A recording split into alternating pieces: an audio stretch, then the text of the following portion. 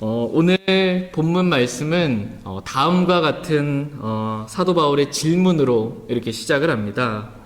너희는 겉모습으로 사물을 보느냐? 이렇게 묻습니다. 그냥 육신의 눈으로 보는 대로 겉모습을 보고 그냥 보는 대로 생각하고 보는 대로 그렇게 판단하느냐라는 것입니다. 그렇게 겉모습으로 사물을 바라보고 겉모습으로 사람을 판단하지 말라라는 것입니다. 그렇게 겉모습으로 판단하게 되면 사람을 겉모습으로 판단하게 되잖아요. 그러면 이 사탄의 사역자를 의의 사역자로 이렇게 보게 된다는 것입니다. 그리고 이 겉모습으로 사도 바울을 보니까 사도 바울에 대해서 저건 사도도 아니고 저 사도 바울은 그리스도도 아니다. 바울은 그리스도도 아니다. 라고 이렇게 잘못 생각하게 되는 것 아니냐라는 것입니다. 그러므로 겉모습으로 판단하지 말라라는 것입니다. 이것이 오늘 말씀의 첫 번째 주제입니다. 두 번째 내용은 권위입니다. 권위. 주께서 우리에게 주신 우리의 권위는 너희를 무너뜨리라고 주신 것이 아니요 세우라고 주신 것인즉 나는 너희를 세우기 위해 주께서 내게 주신 권위에 대해서 내가 조금 더 말하겠다라고 이렇게 오늘 본문 말씀은 말씀하십니다. 세 번째 내용은 우리는 자기 자신을 추천하는 자들, 즉 고린도 교회에 이렇게 들어온 거짓 교사들과 감히 우리가 한패가 되거나 혹은 그들과 우리 자신을 비교하지 않겠다라는 것입니다. 이유는 그들은, 이 거짓 교사들은 자기들을 기준으로 자기들을 판단하고 자기들 가운데서 자기들을 서로 비교하니 지혜가 없도다라는 것입니다. 지혜가 없다라는 것입니다. 우리의 판단 기준은 우리 자신이 아니라 영원히 변함없는 하나님의 말씀이다라는 것입니다. 하나님의 말씀만이 우리의 절대적인 기준이다라고 말씀하십니다. 오늘 이렇게 세 가지 주제를 가지고 하나의 말씀을 이렇게 살펴보는 시간 갖도록 하겠습니다. 전체적인 오늘 살펴볼 내용은 먼저 말씀을 드렸고 이제 한 절씩 보도록 하겠습니다. 다 같이 고린도 후서 10장 7절 말씀 보겠습니다. 7절 같이 읽겠습니다. 너희는 겉모습대로 사물을 보느냐? 만일 어떤 사람이 자기가 그리스도의 사람이라고 스스로 믿을진대 이것 즉 자기가 그리스도의 사람인 것 같이 우리도 그리스도의 사람인 것을 스스로 다시 생각할지니라. 아멘.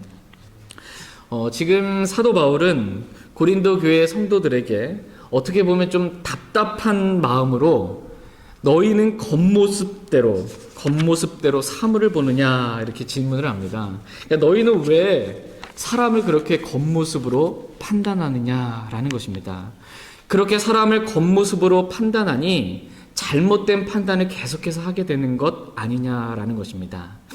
어떤 사람이 자신에 대해서는 나는 그리스도의 사람이다 라고 이렇게 믿으면서도 왜 우리에 대해서 사도 바울과 함께한 그 우리에 대해서는 그리스도의 사람이 아니라고 그렇게 겉모습으로 판단을 하느냐라는 것입니다.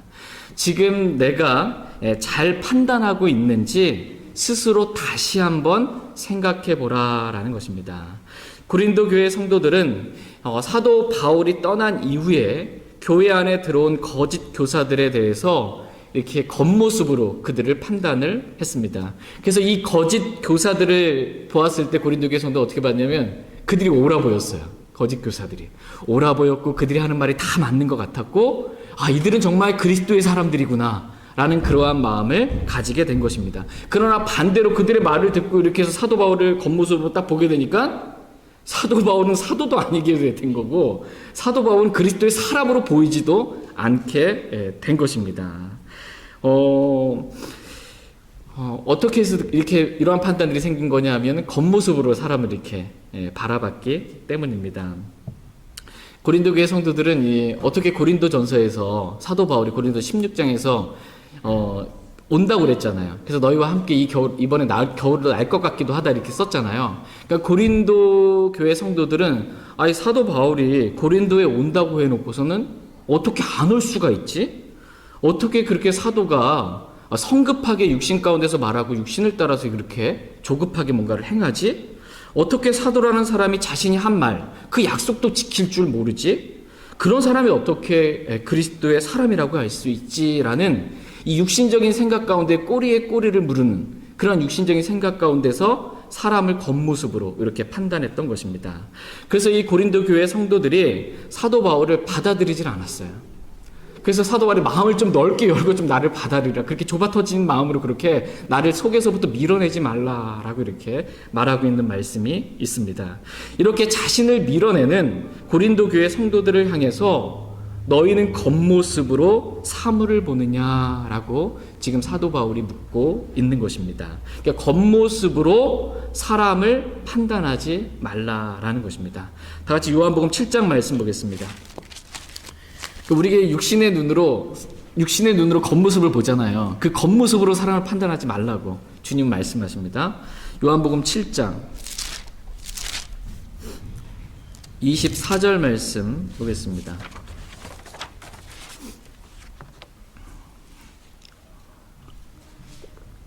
요한복음 7장 24절 말씀. 네, 같이 읽겠습니다. 겉모양으로 판단하지 말고 의로운 판단으로 판단하라 하시니라. 아멘. 겉모양으로 사람을 판단하지 말라라고 지금 우리 주님께서 지금 직접 말씀하고 계십니다. 그럼에도 불구하고 너무나 많은 사람들이 사람들의 겉모양으로 이렇게 판단을 합니다. 아래 위 쫙 훑어보면서 겉모양으로 판단하고, 예수님 당시의 사람들도 예수님을 이렇게 겉모양으로 이렇게 판단을 했습니다. 그랬더니 예수님에 대해서 그들이 가지고 있는 생각, 판단의 결론이 어떻는지 한번 보겠습니다. 예수님께서 안식일에 병든 자를 고치셨잖아요. 예수님께서 안식일에 병든 자를 고치신 걸 보고 사람들이 예수님에 대해서 겉모양으로 판단했습니다. 아, 모세의 율법을 지키지 않는 사람이다, 저 사람은. 모세의 율법을 지키지 않는 사람이다.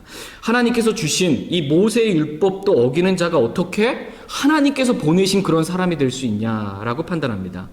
그는 바알세붑, 즉 마귀를 힘입어서 이런 일들을 하는 그러한 사람이다라는 것입니다. 그는 사생하다라는 것입니다. 그는 결코 배우지 못한 무식한 자다라는 것입니다. 그리스도가 올 때에는 그가 어디서 오는지 아무도 알지 못하나 우리는 그가 어디서 온지 알므로 그는 그리스도가 될 수, 구약에 예언된 메시아 그리스도가 될 수 없다라는 것입니다. 그리스도께서 갈릴리에서 나오냐? 성경 기록이 그리스도는 다윗이 있던 베들레헴에서 나온다라고 말하지 아니하냐? 그런데 어찌 이 사람이 자신을 갈릴리에서 왔으면서 자신을 그리스도라고 말하고 또 우리가 자신을 죽이려 한다라고 말하냐? 이 사람 예수는 마귀 들린 자다라고 이렇게 예수님을 겉모양으로 판단하고 결론을 냅니다.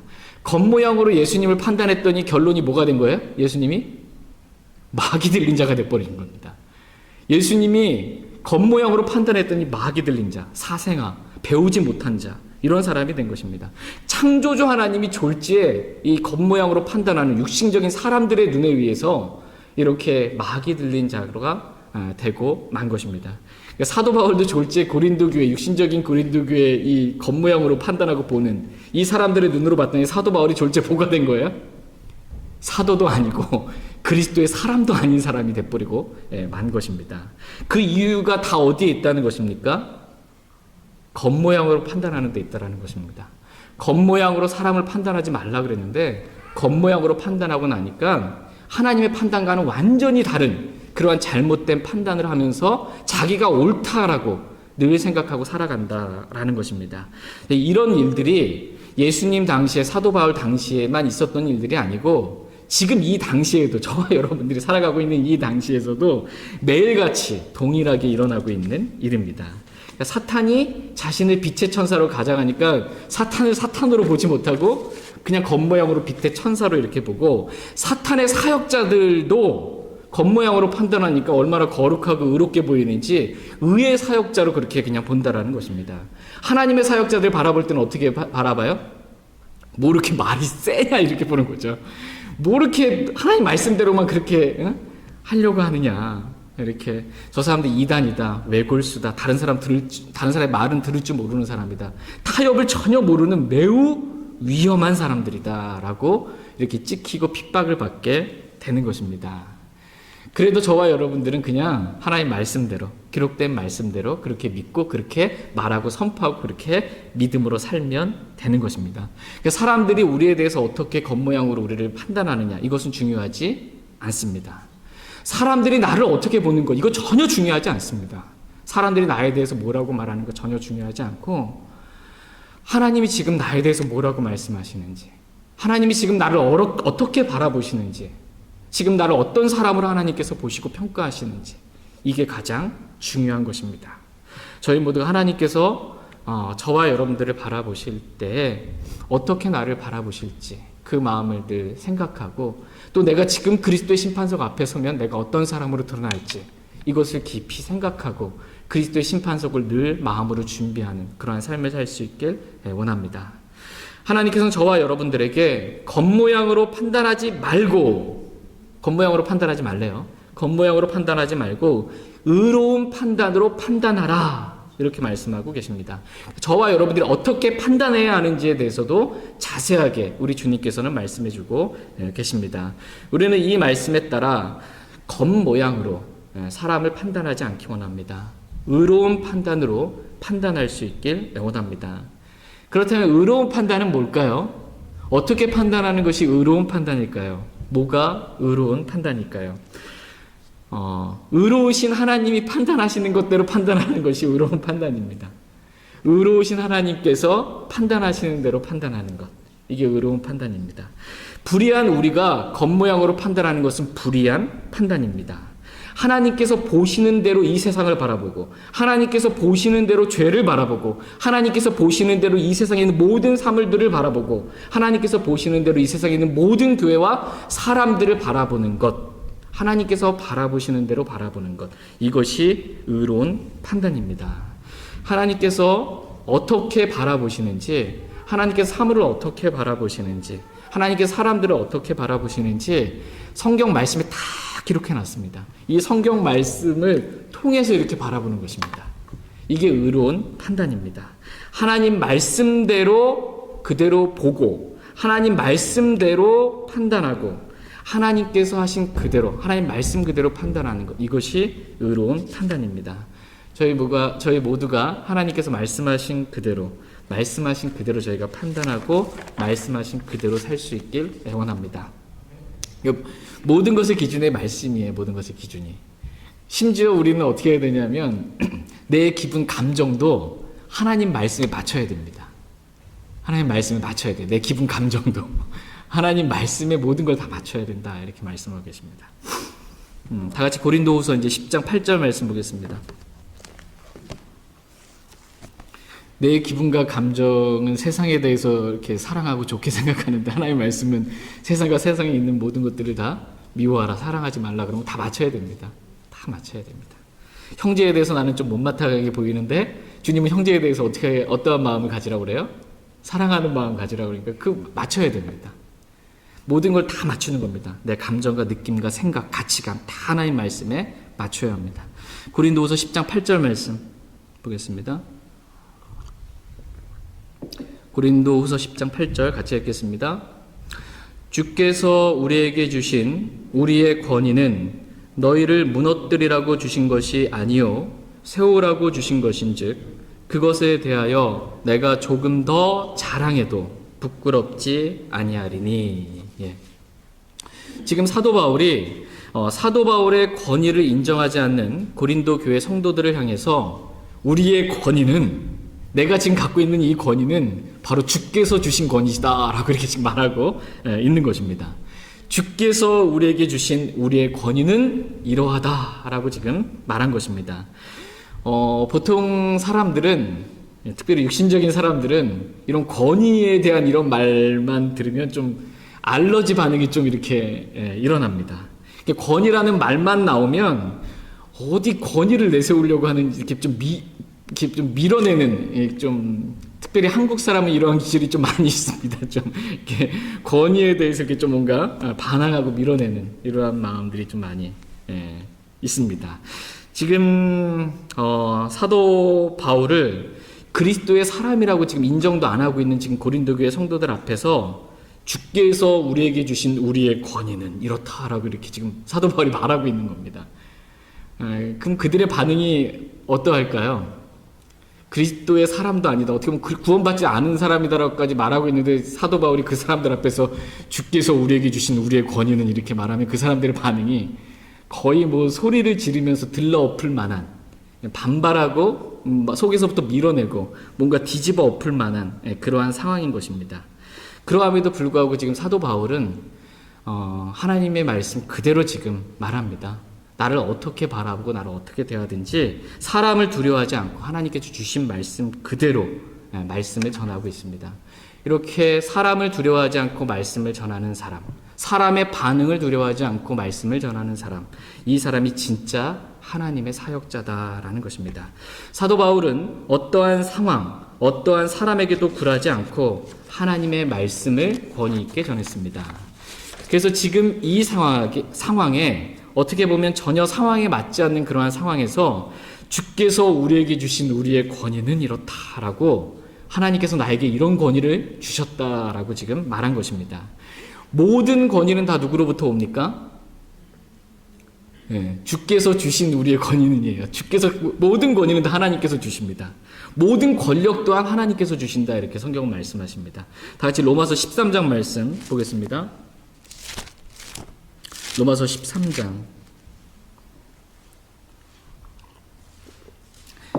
지금 내 생각, 내 느낌, 내 감정 이거 중요하지 않습니다. 하나님의 말씀 뭐라고 말씀하시는지 여기에만 귀 기울여 저희 모두가 볼 수 있길 원합니다. 로마서 13장 1절 2절 말씀 보겠습니다. 로마서 13장 1절 2절 1절 말씀 제가 읽겠습니다. 모든 혼은 더 높은 권력들에 복종할지니 하나님으로부터 나지 않은 권력이 없으며 이미 있는 권력들도 하나님께서 임명하셨느니라. 그러므로 누구든지 하나님의 규례를 거역하나니 거역하는 자들은 스스로 정죄를 받으리라.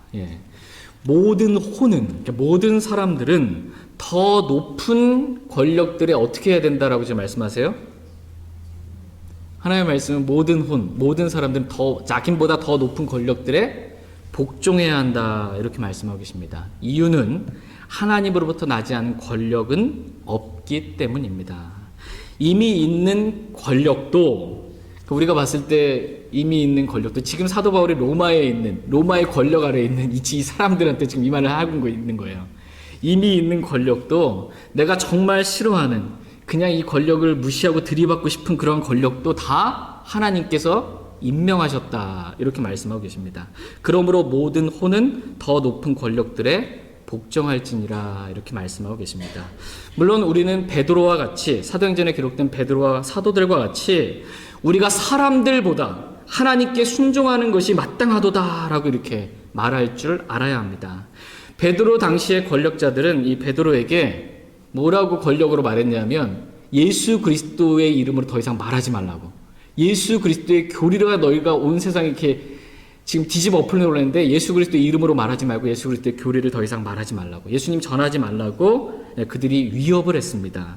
그러나 베드로와 사도들은 우리가 사람들보다, 당신들보다 하나님께 순종하는 것이 마땅하도다라고 이렇게 말하면서 그들의 말에 순종하지 않았습니다. 그리고 계속해서 뭐 했어요? 예수 그리스도를 사도들이 증거하고 전했습니다. 그리고 그들의 권력에 붙잡혀서 이 사도들이 감옥에 갇혔습니다. 그리고 그들의 권력에 대항해서 베드로가 감옥에 갇혔을 때 뭐 그리스도인들이 감옥 앞에 가가지고서는 데모했습니까? 안 했습니다. 권력에 대항하지 않았어요. 그들이 갖고 있는 그 권력 가운데서 그냥 있었습니다. 그 권력 가운데 순종해서 그냥 감옥에 갇혀 있었습니다. 야고보와 같이 죽이면 그냥 죽임을 당하는 것입니다. 그들의 권력에 순종하여 박해를 당하고 순교를 당한 것입니다. 권력에 대항하지 않고 그 권력이 나를 죽이면 죽는 것입니다. 이게 참된 그리스도인의 모습입니다. 모든 권위는 하나님으로부터 오고 모든 권력 또한 하나님으로부터 온다는 이 말씀을 믿고 모든 권위에 죽게 하듯 순종하는 것입니다. 겉으로는 사람에게 이렇게 순종하는 것 같지만 실은 하나님께 순종하는 것입니다. 사람에게 굴복하는 것 같고 비굴하게 뭔가 이러는 것 같아 보이지만 이 사람의 믿음은 뭐냐면 모든 권력은 이 사람한테 주신 이 권력도 하나님께서 주신 거기 때문에 나는 지금 하나님께 순종한다라는 믿음으로 지금 순종하고 있는 것입니다. 근데 겉모습으로 이 사람에 대해서 이렇게 권력에 순종하는 사람에 대해서 판단하게 되면 어떻게 보이냐면 비굴한 사람 이렇게 보이는 거예요. 저 비겁한 사람, 사회 정의도 모르는 저런 사람, 불의에 대해서 저게 용납하고 굴하는 사람, 권력에 아부하는 사람 이렇게 보일지 모르지만 지금 이 사람은 하나님께서 주신 권력에 그 권위에 그 말씀의 권위에 믿음으로 순종하는 사람입니다. 그리고 사람들의 부당한 권력들에 대해서는 우리 주님도 부당한 대우를 받으셨잖아요. 그렇죠. 우리 주님도 부당한 대우를 그냥 받았습니다. 부당한 대우를. 십자가에 죽기까지 그냥 순종했습니다. 이것처럼 저와 여러분들도 부당한 이 권력, 부당한 권위에 대해서 그냥 주님이 하나님께 다 맡기고 십자가로 가셨던 것처럼 우리도 그렇게 하나님께 그냥 다 맡기고 하나님께 주신 권위 가운데 그냥 순종하면서 그냥 죽이면 죽는 대로 그렇게 사는 것입니다. 이게 그리스도인의 삶입니다. 우리는 하나님의 권위, 이 말씀의 권위에 순종할 줄 알아야 합니다. 내 생각과 다르더라도 하나님께서 그렇게 말씀하셨다. 그럼 그렇게 믿는 것입니다. 하나님께서 그것이 옳다라고 말하면 그것이 옳은 줄 알고 그대로 순종하는 것입니다. 그러나 마귀는 어떠한 존재입니까? 마귀는 하나님의 권위를 절대 인정하지 않습니다. 하나님의 권위를 들이박는 존재가 마귀입니다. 말씀의 권위를 인정하지 않는 존재가 마귀입니다. 그러니까 모든 권위에 대해서 대적하고 대항하고 그 권위를 인정하지 않고 권위를 무너뜨리려고 하는 존재, 그 존재가 바로 마귀입니다. 그리고 마귀를 따르는 사람들 역시 너희 압이 마귀를 따라 행하는도다 라는 말씀처럼 이 근본적으로 갖고 있는 품성이 뭐냐 하면 권위에 대한 도전입니다. 권력에 대한 도전입니다. 그러면서 자신이 정의를 지키기 위해서 나는 지금 내 자신을 희생하고 있노라 이렇게 지금 생각하고 있는 것입니다. 그러나 하나님은 권위의 하나님이십니다. 또한 하나님은 질서의 하나님이십니다. 모든 권위, 모든 권력은 다 하나님께서 주신 것이기 때문에 로마서 13장 말씀에 분명하게 말씀하십니다. 그 권위의 권력에 복종하라 이렇게 말씀하십니다. 하나님은 질서의 하나님이시고 모든 권위를 이렇게 주시는 분이십니다. 가정에도 하나님께서는 권위를 주시고 교회에도 하나님께서는 권위를 주시고 학교에서도 하나님께서는 권위를 허락해 주시고 군대에서도 권위를 허락해 주시고 사회 전반적으로 하나님께서는 권위를 이렇게 허락해 주십니다. 그런데 마귀는 어떤 존재입니까? 이 권위를 다 무너뜨리려고 하는 그러한 존재입니다. 마귀는 이 세상의 통치자로서 하나님께서 주신 모든 권위를 다 무너뜨리려고 하는 그러한 존재입니다. 여성의 권리, 여성의 평등, 여성 상위 등을 외치면서 이 가정에서 남편의 권위를 무너뜨립니다. 평등해야지 무너뜨립니다. 학생의 인권, 군인의 인권, 사람의 인권 등을 외치면서 학교에서 선생님의 권위를 무너뜨리고 직장에서 상사의 권위를 무너뜨리고 윗사람의 권위를 무너뜨리고 군대에서 권위를 이렇게 무너뜨립니다. 교회 안에서도 마찬가지입니다. 하나님께서는 니골라당의 행위를 미워하시고 니골라당의 교리를 미워하신다라고 이렇게 말하면서 하나님께서 교회 안에 주신 권위조차 무너뜨리려고 하는 그러한 사람들이 있습니다. 물론 하나님은 당연히 니골라당의 계급을 나누는 평신도와 그 평신도를 지배하는 계급을 나누려고 하는 니골라당의 행위, 그 교리를 미워하시는 분이십니다. 그러나 하나님은 권위를 미워하시지 않습니다.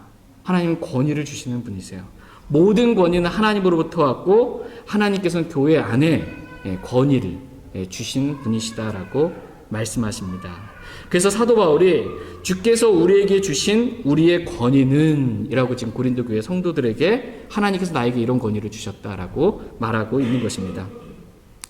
우리는 뭐 다 형제지, 뭐 교회 안에 무슨 목사가 어디 있고 집사가 어디 있고 우린 다 그냥 형제지 이렇게 하면서 권위를 무너뜨리려고 하는, 교회 안에 목사가 없는 게 더 성경적인 교회다라고 외치는 사람들이 요즘 있습니다. 그러나 그것은 비성경적인 마귀적인 교리입니다. 에베소서에 보면 정확하게 하나님께서 교회 안에 몇 질 세웠는데 목사 및 교사를 세워주셨다, 목사를 세워주셨다라고 분명하게 말씀하고 계십니다. 교회 안에 목사가 없다, 이것은 비성경적인 마귀적인 교리입니다. 다 같이 디도서 2장 15절 말씀 보겠습니다. 디도서 2장 15절.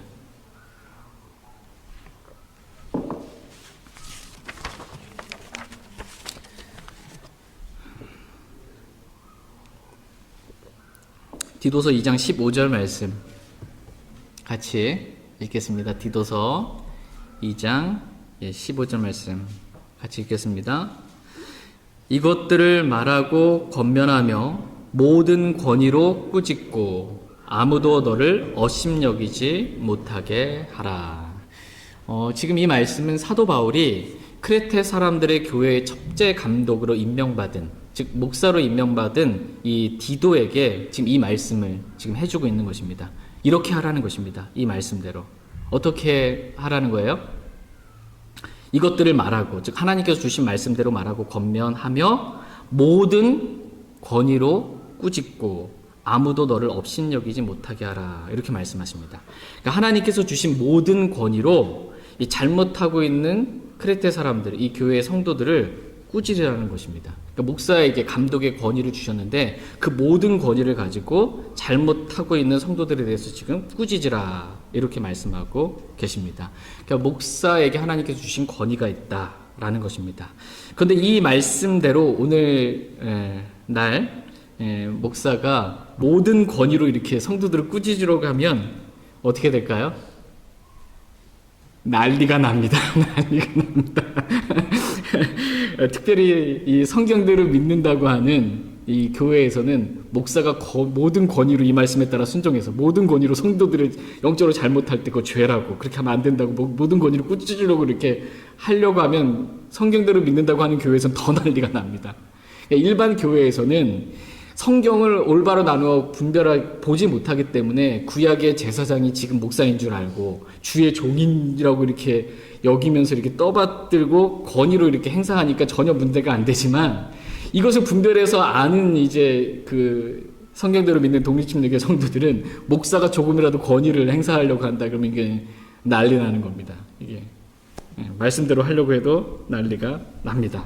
그러나 하나님께서는 교회 안에 권위를 목사에게 주셨다, 이렇게 성경은 말씀하고 계십니다. 이런 말씀을 지금 제가 이 자리에 서서 드린다는 것이 저도 힘든 말씀이고요. 아마 이 자리에서 이 말씀을 듣는 여러분들도 쉽지 않은 그러한 말씀일 겁니다. 그런데 주님의 말씀 그렇게 말씀하고 계십니다. 저도 그냥 그렇게 말씀드릴 수밖에 없습니다. 제가 지금까지 언제 한 번도 권위에 대해서 말해본 적이 없는데 오늘 한번 이렇게 말씀을 드렸습니다. 말씀드린 김에 사도 바울이 지금 오늘 본문 말씀에서 말한 것처럼 조금 더 제가 이것에 대해서, 권위에 대해서 조금 더 말씀을 전하겠습니다. 베드로전서 5장 5절 말씀 보겠습니다. 오해하지 말고 들어주시기 바랍니다. 베드로전서 5장 5절 말씀.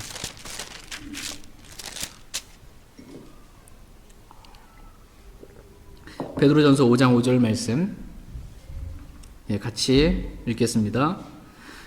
너희 젊은 사람들아, 이와 같이 장로에게 복종하고 참으로 너희가 다 서로에게 복종하며 겸손으로 옷 입으라.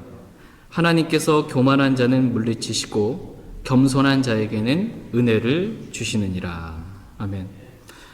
하나님의 말씀입니다. 하나님께서 장로에게 복종하고 참으로 너희는 다 서로에게, 성도들끼리 서로에게 복종하라, 이렇게 말씀하십니다. 그러면서 겸손으로 옷 입으라고 말씀하시고 그 말씀이 어떻게 이어지냐면 하나님께서 교만한 자는 어떻게 하신대요? 물리치시고 겸손한 자에게는 은혜를 주신다라는 말씀을 주십니다. 그렇다면 여기서 교만한 자는 누구입니까? 여기서 교만한 자. 네. 너무 어려운 질문을 제가 드렸습니까? 우리 교회에서는 이 말씀 제가 처음 말씀드리고요. 그 작년에 일산 갈보리 교회 갔을 때 이 말씀을 잠깐 드린 적이 있습니다. 여러분 한번 집에 가셔서 무릎 꿇고 한번 이 말씀을 한번 보십시오. 주님의 말씀이 진짜 뭡니까? 여기서 진짜 교만한 사람은 진짜 누구를 의미합니까? 말씀을 한번 자세히 기도하는 마음으로 보시기 바랍니다. 그러면 주님이 빛을 비춰주실 거예요. 그래서 교만한 사람은 뭐냐면 장로에게 복종하지 않는 사람, 성도에게 서로 복종하지 않는 사람, 이 사람이 교만한 사람이다. 이렇게 성경은 말씀하십니다. 그리고 이 사람은 물리치신다 라고 말씀하시고 하나님께 겸손한 자에게 은혜를 주신다. 이렇게 말씀하고 계십니다. 어떻게 보면 오늘 제가 앞면을 깔고 어떻게 목숨 거는 건 아니지만 한 말씀 더 보겠습니다. 이거는 완전히 뒤집어진 말씀인지 모르겠지만 디모데전서 5장 말씀 보겠습니다. 디모데전서 5장 17절 말씀.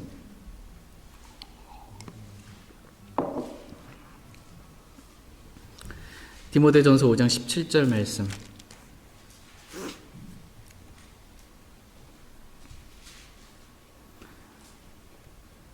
디모데전서 5장 17절 말씀 같이 읽겠습니다. 잘 다스리는 장로들을 두 배나 존경할 자로 여기되 특별히 말씀과 교리로 수고하는 자들에게 그리할지니라. 잘 다스리는 장로를 어떻게 하래요? 두 배나 존경할 자로 여기되. 그러니까 여러분이 어떤 목사님이 말씀하시고 설명하시면 그러시더라고요. 여러분이 가장 존경하는 사람이 누굽니까? 그래서 누구인지 나오잖아요. 그분보다 두 배나 더 존경할 자로 여러분의 담임 목사, 교회 담임 목사님 그렇게 존경하십시오. 이렇게 말씀을 하시더라고요. 어쨌든 성경 말씀이 그렇습니다. 주님 말씀이 이렇습니다. 사도 바울은 하나님의 모든 계획을 회피하거나 숨기지 아니하고 그냥 기록된 대로 그냥 다 말씀을 전했습니다. 저도 그게 마땅하다고 생각해서 오늘 하나님의 말씀을 그냥 기록된 그대로 전합니다. 그렇다고 제가 막 권위로 뭐 이렇게 하려고 하지 않고, 이거는 성도들에게 주신 말씀이고요. 저에게 주신 말씀은 또 따로 있습니다. 저에게 주신 말씀은 너희는 다 형제니라 이 말씀을 주셨어요. 그래서 저는 형제로서 그렇게 대하는 거고, 너희는 그리하지 말지니 이 말씀 주셨어요. 그러니까 권위를 이방 사람들은, 하나님 모르는 사람들은 권위를 행사하는데 너희는 그래야지 말지니 이 말씀을 주셨고, 베드로 전서 5장 말씀에서 본을 보이라라는 그런 양떼에게 이렇게 권위를 행사하지 말고 본을 보이라라는 말씀 저에게 주신 것입니다. 권위를 주신 목적은 성도들의 입장에서는 그 권위에 순종하라고 주신 것이고, 권위를 하나님으로부터 받은 이 목사의 입장에서는 성도를 세우라고, 교회를 세우라고 이러한 권위를 주셨습니다. 권위를 잘못되게 사용하면 안 됩니다. 주께서 우리에게 주신 우리의 권위는 너희를 무너뜨리라고 주신 것이 아니요 세우라고 주신 것인즉 그것에 대하여, 즉 권위에 대하여 내가 조금 더 자랑해도 부끄럽지 아니하리니 라고 지금 사도 바울은 말씀하십니다. 권위를 주신 목적은 성도를 세우고 교회를 세우라고 주신 것입니다. 이 권위를 남용해서 성도를 강압적으로 대하거나 이 고자세, 이 높은 자세로 그렇게 성도들을 대해서는 결코 안 됩니다. 목사에게 주신 권위는 영적인 권위로서 영적으로 잘못된 길로 어떤 성도가 가게 될 때, 또 교회 안에 음행의 죄를 비롯해서 다른 죄들이 이렇게 들어오게 될 때, 또 교회 안에 몰래 들어온 거짓 형제들이 성경과 다른 비성경적인 교리들을 퍼뜨릴 때, 이러한 모든 것들로부터 양들을 보호하기 위해서 하나님께서 주신 모든 권위를 사용해서 그들을 꾸짖고 양들을 보호하라고, 그래서 양들을 세우고 교회를 세우라고 이러한 권위를 주신 것입니다. 이렇게 성도들을 믿음으로 세우고 교회를 세우는 일에 사용하라고 권위를 허락해 주셨습니다. 무엇보다도 목사는 이 베드로전서 5장에 기록된 말씀처럼 하나님의 상속 백성 위에 주인처럼 군림하지 말고 오직 양떼에게 본이 되어야 한다, 이렇게 말씀하고 계십니다. 이 말씀이 저에게 주신 말씀입니다. 주인처럼 군림하지 말고 양떼에게 본이 되어야 한다. 제가 이 말씀에 따라 군림하지 않고 본이 되는 그러한 삶을 살 수 있도록 여러분 저희를 위해서 많이 기도해 주시길 바랍니다. 다 같이 고린도후서 이제 10장, 고린도후서 10장 9절에서 11절 말씀 보겠습니다. 고린도후서 10장 9절에서 11절 말씀. 9절 말씀 제가 읽겠습니다. 이것은 내가 편지로 너희를 무섭게 하려고 하는 것처럼 보이지 아니하게 하려 함이라. 그들이 말하기를 그의 편지는 무게가 있고 힘이 있으나 그가 몸으로 함께할 때에는 약하고 그의 말도 형편없다 하는도다. 그런 자는 이것을 생각할지니 곧 떠나 있을 때 편지로 말하는 우리가 어떠함 같이 함께 있을 때 행하는 우리도 그와 같으리라는 것이라. 사도 바울은 인간적인 어떤 권위, 권력 이것을 내세워가지고 무섭게 이 고린도 교회 성도들에게 뭔가 무섭게 말하고 싶지 않았습니다. 다만 주께서 내게 주신 하나님의 권위로 이 말씀을 전하고 싶었습니다. 그들이 말하는 것처럼 편지는 무게가 있고 힘이 있으나 그가 몸으로 함께할 때는 약하고 그의 말도 형편없다. 설교가 형편없다라고 말하는 그 비방하는 이 말들이 사실이 아니다라는 것입니다. 내가 편지로 말씀을 선포하든 몸으로 함께 거하며 말씀을 선포하든 나는 하나님께서 내게 주신 그 권위에 따라 하나님 말씀을 권위 있게 선포한다라는 것입니다. 내가 너희와 함께 있을 때 그리스도의 온유함과 부드러움으로 너희를 대했다고 해서 너희가 나를 약하게 보고 또 말도 형편없다라고 생각할지는 모르지만 그렇게 생각하는 사람들에 대해서는 내가 주께서 주신 권위에 따라서 무게가 있고 힘이 있게 내가 그 사람들을 대하겠다라고 말합니다. 주께서 우리에게 주신 우리의 권위를 무시하는 그런 권위를 모르는 그런 사람들이 너희는 되지 말라라는 것입니다. 마태복음 8장 말씀 한번 보겠습니다. 마태복음 8장. 마태복음 8장.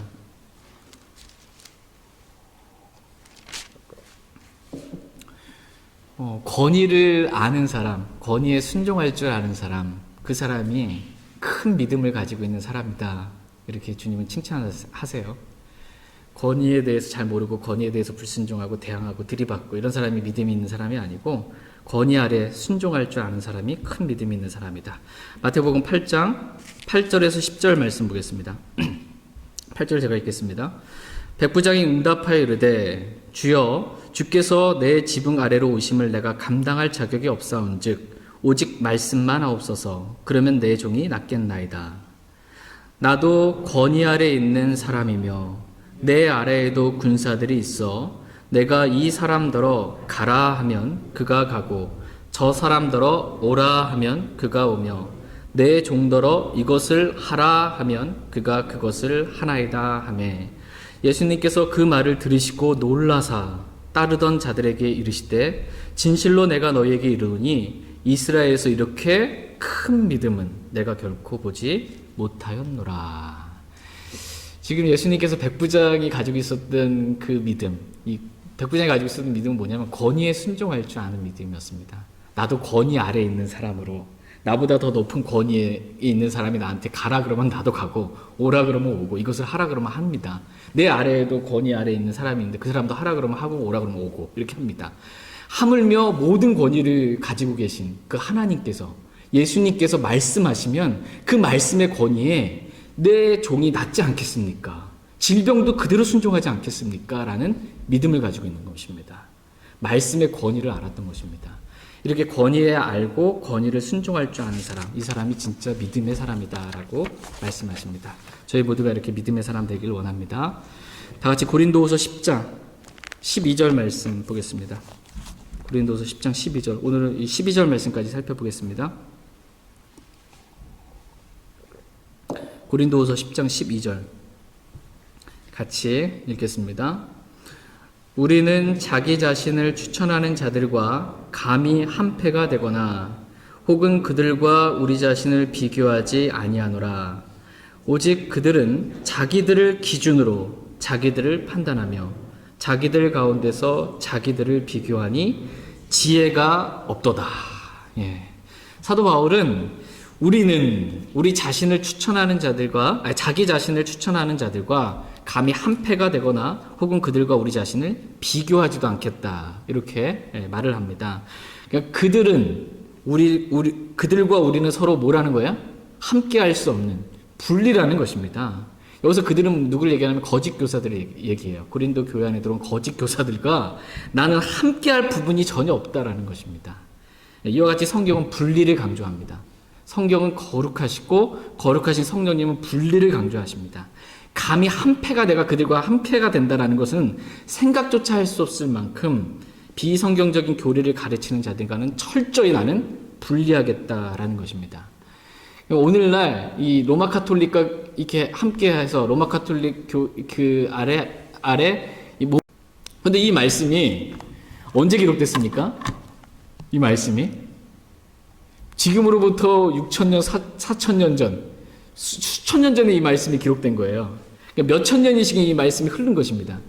그러니까 몇천 년이 흘렀으니까 사람들의 이 생각이 어떠냐면, 그것은 옛날에 그랬던 거고, 옛날에 지금 그랬던 거고, 요즘 시대랑은, 현 시대랑은 지금 맞지가 않다. 이렇게 말하는 것입니다. 그래서 옛날에 그 말씀, 몇천 년 전에 기록되어 있는 그 말씀의 기준은 오늘날 요즘 시대, 이런 시대에는 이 말씀이 기준이 될 수 없다라고 말하는 것입니다. 이 말씀이 옳습니까? 아닙니다. 이게 자기를 기준으로 삼는 사람들의 얘기고요. 하나님의 말씀은 몇천 년이 지나도 이 하나님의 말씀 몇천 년을 내다보고 기록했고요. 하나님의 말씀은 영원까지 내다보고 기록을 했어요. 하나님 말씀은 몇천 년이 지나도 영원토록 동일한 완벽한 기준이 되는 그러한 말씀입니다. 이렇게 하나님의 말씀은 몇천 년 지났기 때문에 오늘날은 좀 우리랑 맞지 않는다 이렇게 말하는 사람들에 관련해서 성경은 지혜가 없도다 이렇게 말합니다. 지혜가 없도다. 이렇게 말씀의 기준을 자꾸 바꾸려고 하는 사람, 이 사람은 지혜가 없는 사람이다 라고 말씀하십니다. 근데 성경에서 지혜를 잠언에서 보면 인격화시킵니다. 그리고 이 지혜에 대해서 고린도전서에 보면은 이 지혜가 누굴까요? 예수 그리스도예요. 지혜가 예수 그리스도이십니다. 고린도전서 1장 24절 말씀 보겠습니다. 고린도전서 1장 24절.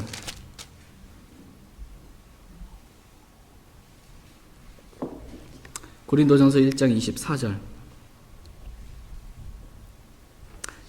지혜가 뭔지 한번 보겠습니다. 지혜가 누구를 말하는 건지. 지혜가 없도다. 그럼 누가 없는 건지. 고린도전서 1장 24절. 같이 읽겠습니다. 부르심을 받은 자들에게는 유대인들에게나 그리스인들에게나 그리스도는 하나님의 권능이시요 하나님의 지혜이시니라. 하나님의 지혜가 지금 누구라고 말씀하고 계십니까? 그리스도다라고 말씀하고 계세요. 하나님의 지혜는 그리스도이십니다. 근데 지혜가 없다. 이 말씀은 어떤 말씀이라는 거예요? 그리스도가 없는 사람들이라는 것입니다. 자기를 기준으로 삼는 사람, 말씀을 기준으로 삼지 않는 사람. 이 말씀은 수천 년 전에 기록되어 있고 현실과는 맞지 않는 그렇게 기준으로 삼는 사람. 이 사람은 그리스도가 없는 사람이다. 지혜가 없는 사람이다. 다른 말로 하면 아들이 있는 자에게는 생명이 있고 아들이 없는 자에게는 생명이 없다고 말해요. 근데 아들이 없어요. 그리스도가 없어요. 그럼 말씀이 기준이 아닌 사람, 자기가 기준인 사람은 어떤 사람이라고 지금 말씀하시는 거예요? 구원받지 않은 사람, 영원한 생명이 없는 사람이라고까지 성경은 지금 말씀하고 있는 것입니다. 그만큼 심각하다는 겁니다. 말씀이 기준이 아닌 사람, 자기가 기준인 사람은 구원받았는지를 점검해야 할 만큼 정말 심각한 영적인 그런 상태에 있는 사람이다 라고 말씀하십니다. 그러나 사도 바울과 함께 했던 사람들, 또 저와 여러분들의 기준은 뭐가 기준이에요? 하나님의 말씀이 기준입니다. 몇천 년이 지났어도 주님의 말씀이 기준입니다. 시대와 상황이 달라졌다. 전혀 그렇지 않습니다. 무조건 어느 시대에서든 영원까지 천년왕국에서도 구약이든 신약이든 어느 시대도 모든 것의 기준은 다 하나님의 말씀입니다. 그 말씀, 그 옛 지계표를 옮기지 말라 이렇게 주님 말씀하십니다. 다 같이 잠언 22장 28절 말씀 읽고 오늘 말씀 마치겠습니다. 잠언 22장 28절 말씀. 잠언 22장 28절 말씀 읽고 오늘 말씀 마치겠습니다. 잠언 22장 28절 말씀. 주님의 명령입니다. 이렇게 하라는 것입니다. 같이 읽겠습니다. 내 조상들이 세워놓은 옛 지계표를 옮기지 말라. 내 조상들이 세워놓은 옛 지계표를 옮기지 말라. 명령하십니다. 그러니까 당시의 사람들이 어떠했냐면요. 옛 조상들이 이렇게 지계표를 세워놨습니다. 여기서부터 여기까지는 우리 땅이다라고 내 땅이고 여기서부터 여기는 당신의 땅이다라고 지계표를 세워놨어요. 그런데 사람들이 타락하게 되면서 어떻게 되냐면 옛사람 조상들이 세워놓은 지계표를 조금씩 이렇게 옮기는 겁니다. 일주일 지난 다음에 한 달 지난 다음에 이렇게 조금씩 옮기는 거예요. 그러면서 이 지계표를 옮기면서 어떻게 되는 거냐면 내 땅 넓혀가는 거예요. 내 땅에 지계표를 옮기면서 너희는 이렇게 하지 말라라는 것입니다. 이게 뭐냐면 옛 지계표는 하나님 말씀을 의미합니다.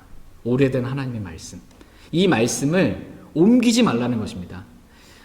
많은 사람들이 킹제임스 성경에 가르쳐서 이건 1611년 옛날 영어가 이렇게 고어체들이 많이 이렇게 있다. 그래서 그 옛날 말씀을 자꾸 그래서 현대인의 성경, 현대어 성경, 뭐 현대에 맞는 성경을 고쳐야 한다라고 말합니다. 그렇게 하지 말라라는 것입니다. 고어 그대로 냅두라는 겁니다. 옛 지계표를, 옛 하나님의 말씀, 킹제임스 성경을 한 단어라도 현대식으로 뭔가 바꾸려고 하지 말라라는 것입니다. 그대로 냅두라는 것입니다. 저와 여러분들이 이렇게 킹제임스 성경을 이 기준을 옮기려 하지 말고 그냥 킹제임스 성경이 뭐라고 말씀하시는지 그냥 그대로 믿고 그대로 그냥 순종하며 살아갈 수 있게 되길 원합니다. 오직 킹제임스 성경만이, 이 오래된 하나님의 말씀 킹제임스 성경만이 저와 여러분의 모든 기준이 될 수 있길 원합니다. 그러할 때 주님께서 오셨을 때 저와 여러분들 잘했다, 법대로 하지 않으면 이 관을 얻지 못하는데 너희들 이 오래된 지계표 킹제임스 성경 말씀 그대로 순종하려고 했구나, 잘했다라고 칭찬해 주실 줄 믿습니다. 저희 모두가 이렇게 칭찬받길 원합니다. 다 같이 오늘 들으신 말씀 개인적으로 기억하시고 주님 앞에 나아가 기도하는 그러한 시간 갖도록 하겠습니다.